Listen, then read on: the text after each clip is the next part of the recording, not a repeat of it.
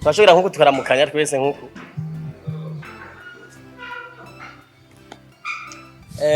ku mazina nitwa Niyokwizera Eliezer Joshua, ni jewe novuga ko nserukira Gihuhusi Company. Karavuga yuko Gihuhusi yabonye handi handitse ibindi. Aro Gihuhusi Bakery, akaba Gihuhusi Fashion Shop, akaba Gihuhusi Salon, akaba na Gihuhusi Entertainment. So mwaka kanya turi muri Gihuhusi Entertainment. Nkuko musanze mubibona abatwiciranye cyangwa se mubona twambaye uniforme, saba coiffeur, saba bakora muri boulangerie, ahubwo n'abakora muri film. Nabo dukorana muri Gihuhusi Entertainment. Novuga ati rero ndabanje kwakira na cyane mu mambwe wese wa Gihuhusi Entertainment yageze ngaha ashaka kugira nkuko. Mu bunyarutsi ndashoye no kwakira abashitsi batugendeye. Nari kubadondagura mugora za gusaba baze kunyunganira abashaka kubamenya kunsumbya, ariko nashaka wari we wese mwumve yuko muri nko muhiri wanyu. Turabakunda kandi namwe ndazi ko mudukunda, ari mpamvu muri ngaha. Nuvuga ati rero turabaha ikaze, cyatume tubakoranya ni kubwa film. Filme sijinza kuyivuga ko cyane, yasi umudirector wayo araza kwabwa n'izina ryayo. Rero no chansaba umudirector ya directing the film ndamuhe kaze kugira ngo naco acha tuhera kuri director nyene abaramutsa ama aciyakira abakurikira. Murakoze.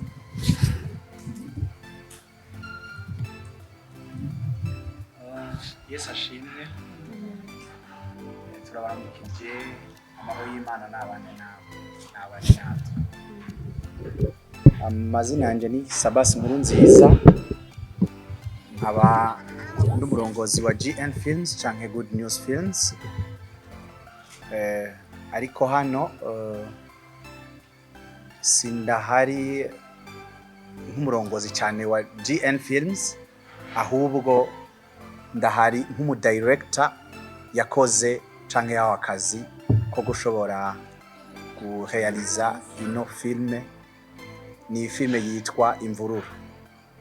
Imbere yuko tubandanya, reka naba babanze babaramutse nkuko Starboy yabisavye. Bose barakuze, nta mwana arimwo. Nibaza yuko bo baramutsa umwe wese akivugira hama tushe tubandanya murakoze.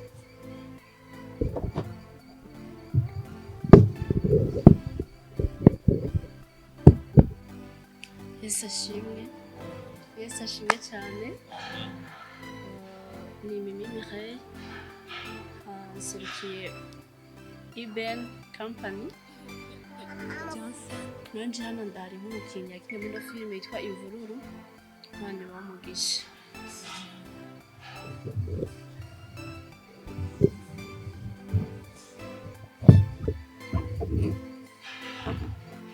Yesu ashimwe. Nanje ngaha ndi umukinnyi wo muri Gihuhusi Entertainment, sanzwe ndi muri bo kuvuga ngo nakinye filime ntari mu Gihuhusi. Ego Imana ibahezagire.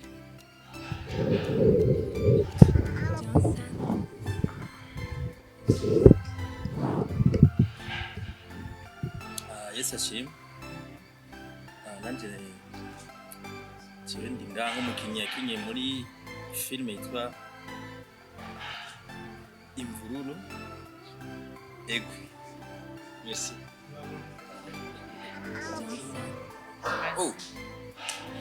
Akazina kanje nitwa Bakanibona Gedeon.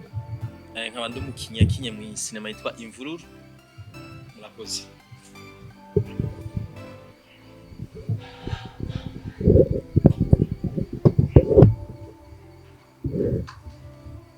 Yesu nashimwe. Amen. Ku mazina nitwirakoze Christophe, abanzi benshi banze ku izina rya Izo Chris, nkaba ndi umukinnyi yakinye muri filime Imvururu. Murakoze.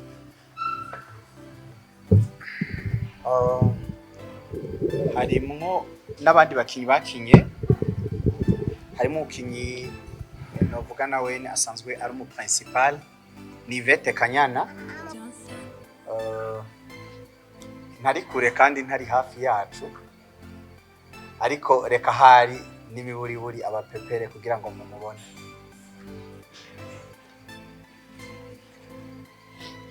Murakoze cyane.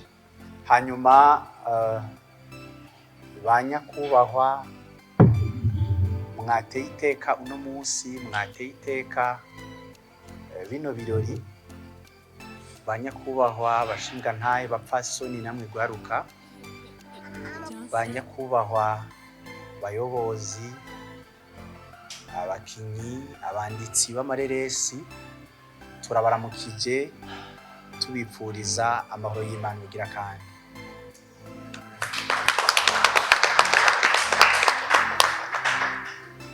Kuri uno munsi uri hejuru turi hano kugira ngo tubamenyeshe igikorwa.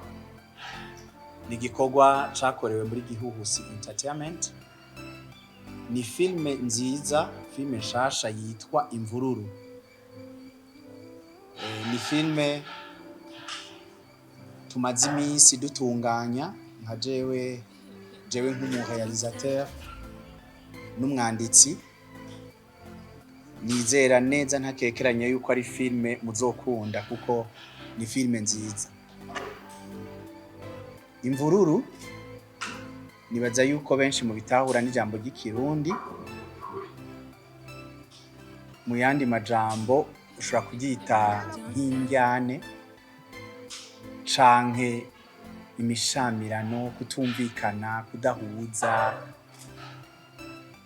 Ni filime twifuza gushira ku mugaragaro ku munsi wa mbere, no kuvuga ngo dusigaranye iminsi 6 kugira ngo iyo filime ishigwe ku rubuga rwa Gihuhusi Entertainment kuri channel yabo ya YouTube.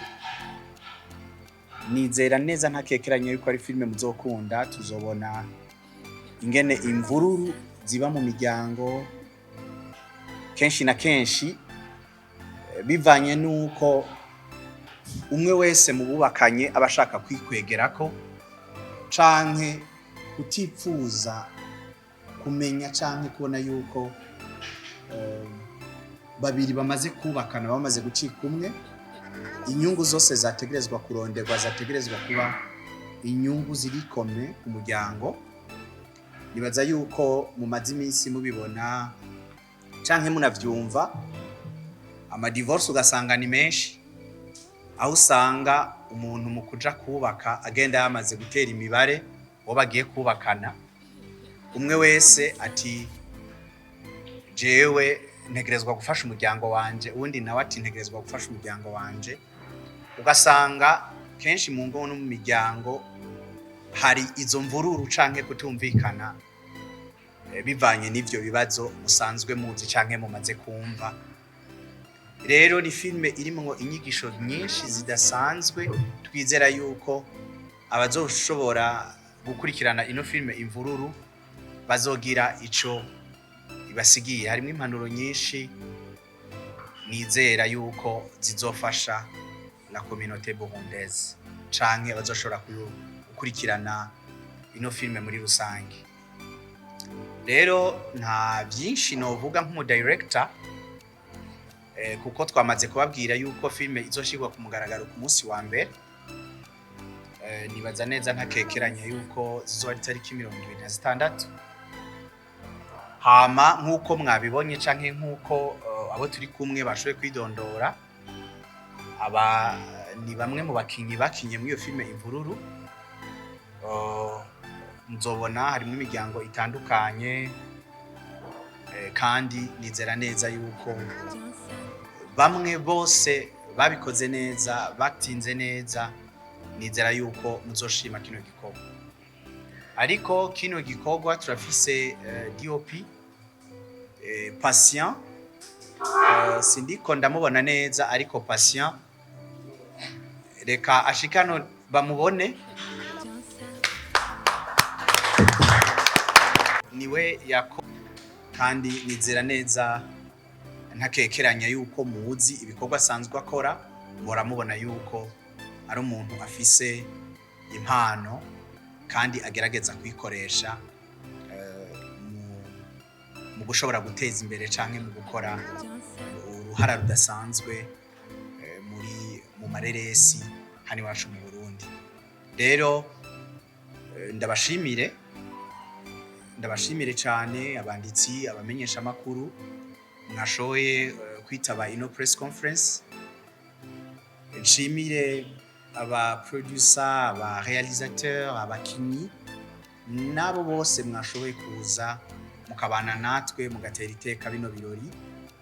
Turashimiye cyane umugwi wa BMT, twababonye hariya Amede Giti, twabonye Mof nawe reka gire gutya kugira ngo baramutse nabo bagendanye. Turabashimiye cyane, twabonye abo muri Meja, yes mwakoze cyane gose. Dushimire cyane, sinzi ko hari abaje baseruka ina Ligeras.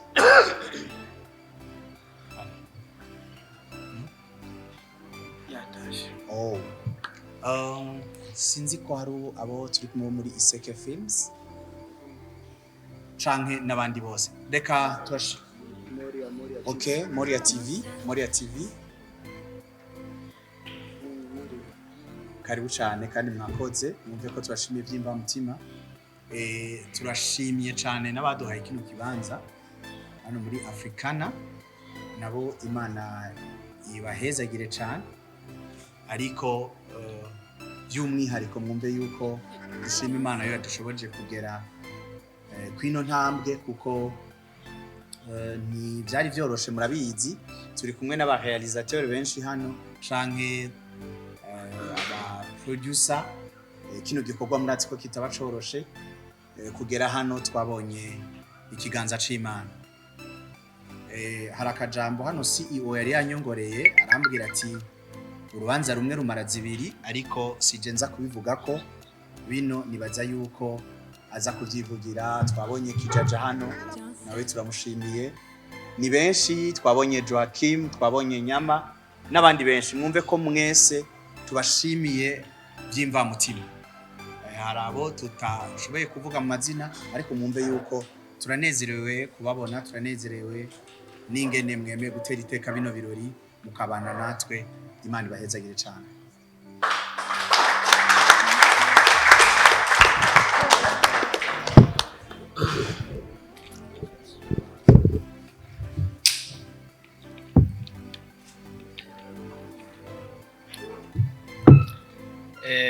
Yesu nashimwe kandi Waislamu assalamu alaikum. Okay. Wanyungane yavuze ngo urubanza rumwe rumazi ibiri. Nibaze ko dufise imana zo kubarambira. Bari kwapasa imwe leta tumumenga ntiza no gukwira. Ariko nagenda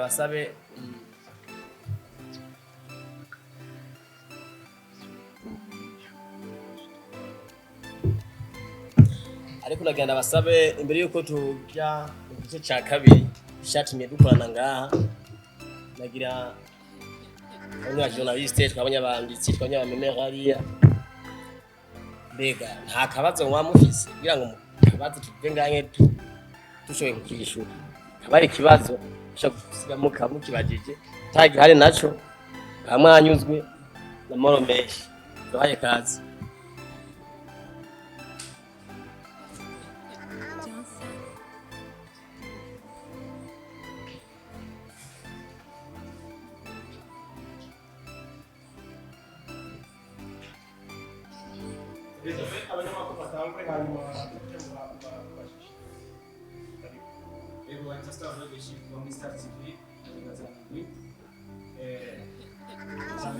Cyo reka tumaze tubashimire mwe mwagerageje kudutunganiriza inoreresi yago tatifuza ibikorwa byinshi kandi ndagufelicita kubera ko uno munsi wiyumvira uravuga ati nashiremo Sabasi reka nshiremo izo Chris reka nshiremo Mimimire ndetse n'abandi bimwe mu bikorwa bimaze guca kuri Gihuhusi Entertainment tugerageje kuraba washiramo uburyo bwinshi cyane waragerageje gukora urakoresha ifaranga ryawe kumbure Cinema Ndundigere aho wifuza kwigera cyane bamwe mu mpano washize muri Gihuhusi Entertainment urabakoresha cyane ndetse n'ibikorwa wagiye urakora ubwa mbere byagiye biragaragara wagiye urakoresha bari muri team cyane kuruta gukorana n'abandi kumbure ushobore gukora featuring uri kumwe n'abandi bantu bamaze kumenyera uno mwuga. Uno musi ngerageje kuraba washizemwe abandi nkuko nabivuze Sabasi washiramo n'izindi rema kandi rema ziriko zirakora neza. Ni iki kintu cyatumye wiyumvira abandi bantu bitandukanye n'ubwa mbere wakinishije abari muri Gihuhusi Entertainment. Koko bimwe mu bikorwa wakoze ubwa mbere bitashitse aho wifuza kugera ubwo twarabira bugasanga wakoresha amafaranga menshi ariko umunsi umugasanga ufise igihumbi cy'amaviews tukavuga ati biriko birapfira uno munsi nakaye kabijya kumbure ku bakunzi bawe cyane kubakurikirana ibikorwa bya Cinema Ndundi muri rusange murakoze. Okay, akoze kumaisha kibazo. Mubisanzwe intango buri gihe amigora kandi kumatangura igikorwa agenda ariga. Nakuze papa nshira umugano uvuga ngo ushaka kugera kure ujana nabandi. Abo ushaka kunyaruka urijana. Kibazo rero kuranyaruka unyarukanyiki. Bego doshika ku kiri mu byatumye niyumvira gukorana n'indi migwi novuga yuko ngira ngo subwa mbere n'indi migwi sivyo gusa bwa mbere dukoze ngira press conference twakwanye n'abandi baba mwabikurikiranye ariko ndirifuje ko n'abandi kora mbona ubugirigiri bwira babiri kandi mbona yuko eco mbona bamariye yego ndakurikirana ibikorwa byabo ya matimu GN na BN n'abandi batashoboye gushika ngaha kora ko ari ibikorwa bizima bimeze neza bamvuga ati rero nanje bega dukuranye eske ushaka kuduga simagara cyane ku mavyuzi ndahagarara cyane kikorwa tuba dukoze ko message tuba dushatse gutanga kushaka gushika yategeza kugenda kubeka itwo kuri ibintu bikabona abantu babiri kubeka itwo kuri ibintu tukatubika mu kabati oya kadukore n'abandi kugira ngo ibikorwa dukora bishoye kugira kure urakoze. Mu kurangiza novuga reka ngutera intege ndetse n'abari ngaha ndabasaba ntawo ntegetse bagushigikire kubera ko uri kurakora kandi wakoresheje ingufu nyinshi n'amafaranga waramenyemwo abagusupporting ukabama kontra ariko ntivyageze aho wifuza ko bigera abari ngaha baza ko bavyumva nuko bo gushigikira ibisigaye Cinema Ndundi geraho twifuza kugira murakoze.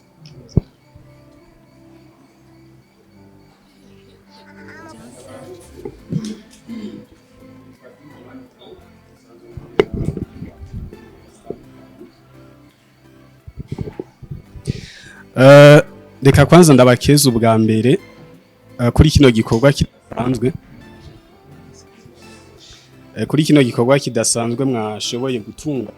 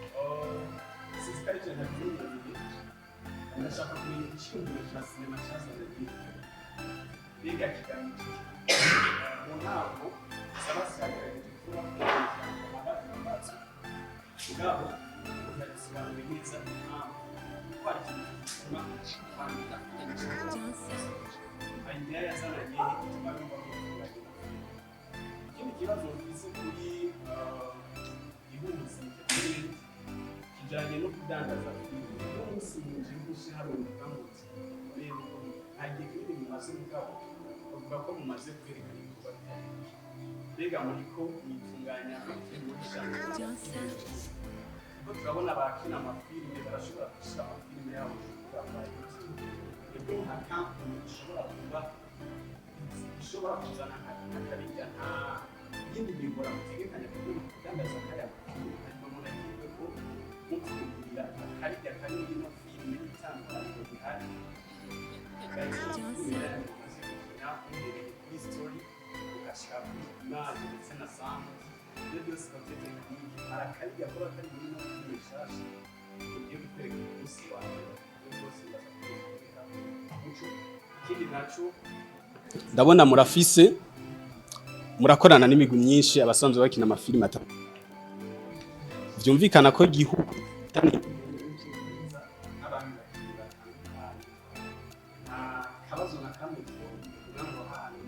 mecha kwitana ngo hariho naribi ibi na ivi mbega ni bose tubona muri filime murategekanya gukora n'abandi bakinyi baba bakiri hasi n'abandi baba bageze kure murakoze.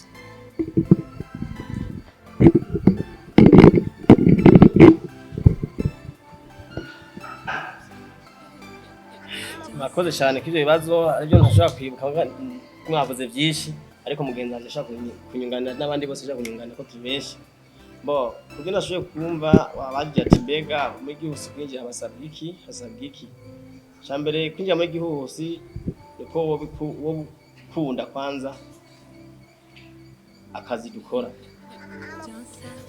ya kabiri urashobora kubisaba habajije kuraba yuko bya bikwiye ko kwinjira mu mugwi hama bakavyiga kwikazi wavuze ikinje kuvuga ngo mbega wamutegura iki ho mugurisha iki bisanzwe twese hamwe nga nka 90 kwijana bari ngaho n'abasineast isoko tugishizamo umusi Burundi niyo nyine yani nyine munsi sije kubidandaza gishobora kuba bisumbanye n'umusaruro kasumbanye cyari bashasha twagira aho twosarura cyane mugabo twigeze dushikireka tumadukora byaguma byoroha ariko turifuza kubonera dukora kireke yindi migwi iri mu Burundi ikora amasinema neza kandi neza cyane yiho bari gushaka gukorana rimwe filime imwe n'abambere mwabonye ariko n'abandi bazokurikira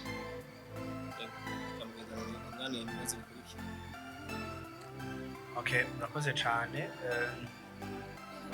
hari ikibazo mwabajije ati mbega ko mwari musanzwe mukora amafilme akabijya koba karimwo canke itandukaniro ryoba riri hagati ya filme Imvururu n'izindi mwoba mwarakoze ni Murundi ravuze ngo akwishima woshimwa n'abandi ntitwohava twiha amanota menshi imbere y'uko mwebwe ubwanyu mumaze kubona igikorwa muyaduha. Icyo twobemeza canke twobabwira ni uko twakoze aho uburyo bwacu bushika, ivyo twategerezwa gukora n'ivyo twari dushoboye twaragerageje mu buryo bwacu twari dufise. Abasanzwe bazi n'umwuga wo gukora filme barabizi yuko ari igikorwa gitwara uburyo bwinshi cyane. Inkezi ikera ubwo bireha, ariko uko Imana yadushoboje canke aho itugejeje twebwe twarakoze ibishoboka.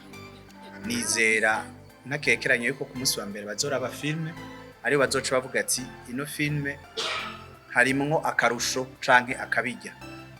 Ariko kuri kote technique yaba amasanamu canke amajwi yaba story n'ibindi twaragerageje kandi bimeze neza. Rero mwebwe mumaze kuraba filme nimwe muzovuga ati turabonye akarusho gashobora kuba kari hagati y'ino filme Imvururu n'izindi mushobora kuba mwarakoze. Wabajije ikindi kibazo ati mbega ide yavuye hehe canke iryo zina canke ijambo Imvururu twari dusanzwe tuyumva, mbega icumviro cavuye hehe? Ubwa mbere na mbere jewe Joshua na Patient tuganira barambwiye filme, bambwira story uko nimeze. Mu nyuma turayicirya nino turayumvikana ko ndababwira ati hano hantu mubona gute tuhahinduye tugakora uku, ahandi naho tugakora uku, ahandi naho tugakora uku, duhanahana ivyiyumviro. Mu nyuma tumaze guhanahana ivyiyumviro filme ndandika, kuko nari namaze kumva l'idée du film na synopsis, l'arche n'ibindi bisigaye naciye nandika script. Ico novuga canke iciyumviro cino ca rino zina Imvururu aho ryavuye muri filme ubwayo. Buriya kenshi filme irironderera izina, rero bivanye n'uburyo yakinwe, bivanye na story yayo, inkuru yayo, niko gutora rino zina Imvururu. Kandi nibaza neza ntakekeranye yuko abazoshobora kuyiraba bazobona ko ari Imvururu nyene. Murakoze.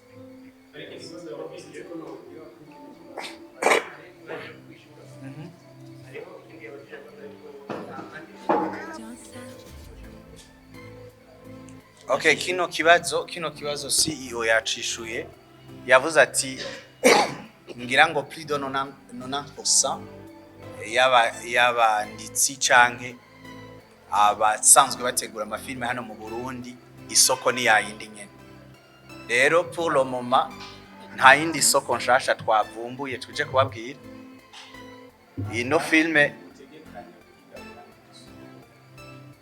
ino migambi araza kukivuga ko, ariko nibaza yuko iyo migambi tuyifise twese nk'aba producer turacavyiga ko. Murazi yuko umwana aravuka ntaca atangura gutambuka no kwiruka, agenda buke etape par etape, ariko mu nyuma gato karakura. Rero nk'umuntu wese ashaka gutera imbere aba afise imigambi n'ivyifuzo yagomba kugera.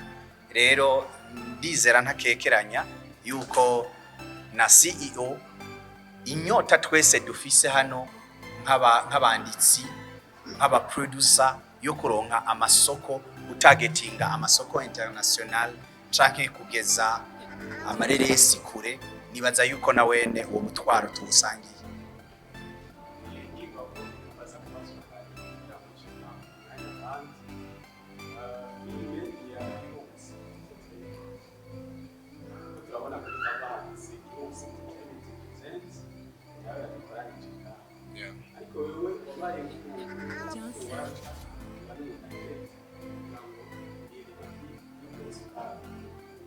mbega inyungu y'iwawe ihagaze muri warahembwe cyane mu bijyanye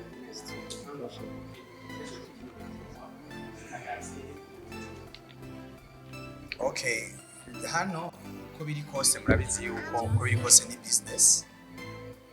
Ntiwoja mu gikorwa hanyuma ubura agahembwe.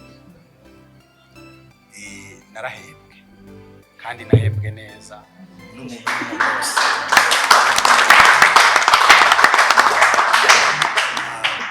Uno muntu n'umubosi mwumvise ko afise n'ibintu byinshi cyane. Ni umuntu wo gushigikira. Hari filime ndiko ndakora yitwa Gatima Koko, usanga abantu benshi bagwanya iterambere rya bagenzi babo. Umuntu ateye imbere ugasanga baramugwanya, ariko wewe ariko aratera imbere kandi turamushigikiye. Nizera yuko abantu bose bamushigikiye. Hanyuma ngire ko ndabinginga nongera ndabasaba, twababwiye ko filime izoja ku rubuga rwa Gihusi Entertainment ku munsi wa mbere igihe c'isaha 2 zo mu gitondo. Twagira tubinginge twongera tubasaba kudushigikira. Dushigikire uno muntu ariko akora bino vyiza. Duhiriwe duhishije hano hantu abantu turi kumwe ngira ngo plus de 90%. Bamwe basanzwe nabo arabanditsi bategura amafilme, abandi nabo basanzwe arabakinyi. Turabasaba yuko mwodushigikira kuko naho ukora igikorwa ciza gutera mu gatamba wirorera nibinezereye. Hanyuma nimwabona utunenge muratwegera muduhanure muradutera intege. Hariho abantu bafise agatima koko. Iyo bamaze kubona igikorwa c'umuntu batangura kugiponda. Bakiyibagiza ingufu nyinshi ashobora kuba yarashize mw'ico gikorwa. Ubundi umuntu urinze umubona hagurutse agakora filme dimwe ivyo ubushoboye ari kumukeza wo mukeza ari kumwegera ukamuha impanuro ati kugira ngo mwameliore kuruta vyogenda uko. Ariko agatima ko kucuja kwankisha filme abandi no kuvuga yuko filme ari mbi nibiki ugatuma abantu bayumva nabi canke bayanka. Ako nagatima koko dukwiye kurandurana n'imizi mu izina rya Yesu. Rero turabasavye muze mudushigikire, ariko nimwabona utunenge twababwiye yuko ni rya jambo gato karakura. Hari aho twifuza kugera tutaragera canke ivyo twari twifuza gukora muri realisation ariko ntivyashoboka kuko ngarutse kuri rya jambo ngo inkezi kera ubwo bireha. Muratwegera muraduhanura muratubwira ati hano hantu mwokwameliora gutyo hano hantu mwokora gutya, ariko ntihazojemwo agatima koko ko gushaka gutesha agaciro igikorwa kuko igikorwa kiba casavye ingufu nyinshi. Murakoze.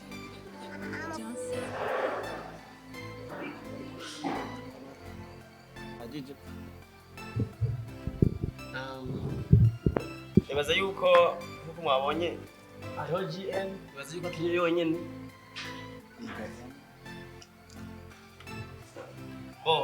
Turafise impamvu twari twisunza kubera rero twari twadukeneye mu filime. Gukora filime ariko casting turati ninde ashobora bayokina.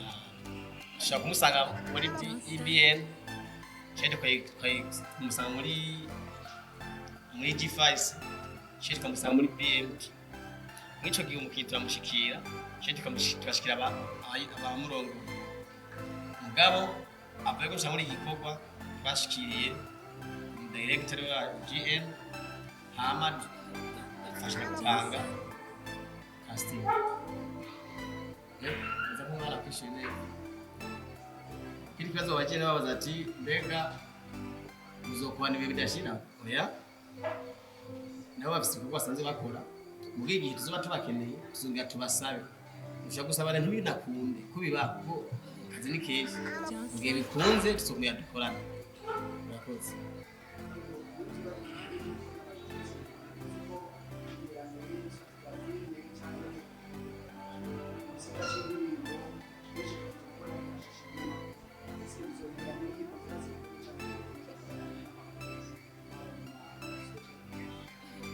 Bon, byose birabandanya ko na promotion ikenewe. Uwo tuzobitira abanyamakuru bamwe tuzoba dukeneye tuzobabwira. Ariko na cyane umuntu wese azi yuko ari muri akora mu kimenyesha makuru mushaka gutera imbere tutari kumwe namwe. Turabakeneye kugira ngo dufashe kugeza kure ibyo tuba twateguye za filime cyangwa n'ibindi bintu. Bihugu gacha usanga byatugoye mugabo nk'abanditsi nkamwe cyangwa abanyesha makuru genda mubabwire mubwira public ubwati muri gihuse nawe nyene ariko bariko barabera ubandi bakomeye aba journalist impamvu muri no ngaha twifuza ko byoherera ngaha gusa twifuza ko no mu kindi gihe tuzobatera kamo cyangwa n'igihe cyose uzobona ko ubona mu supportinga bakwiye supportinga.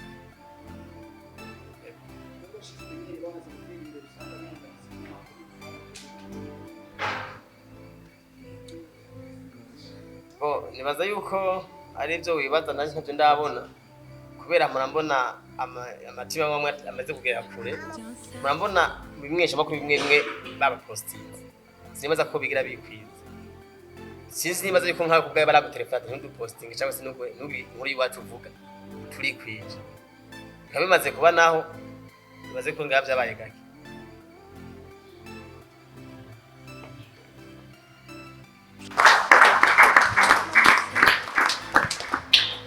Dusabe batuzanire gato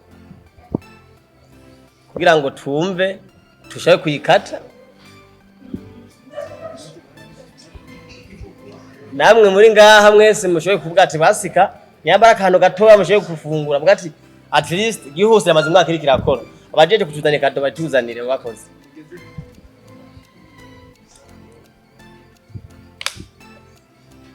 Oji uri tayari?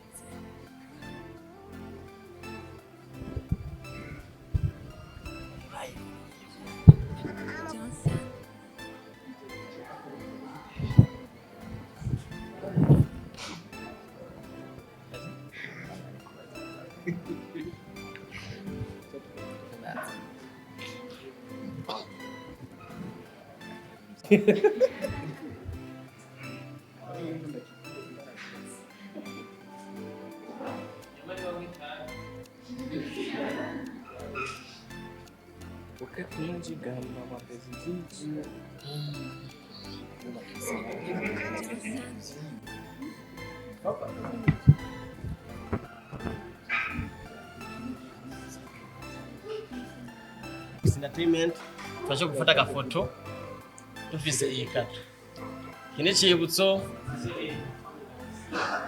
tashaka kutegera imbere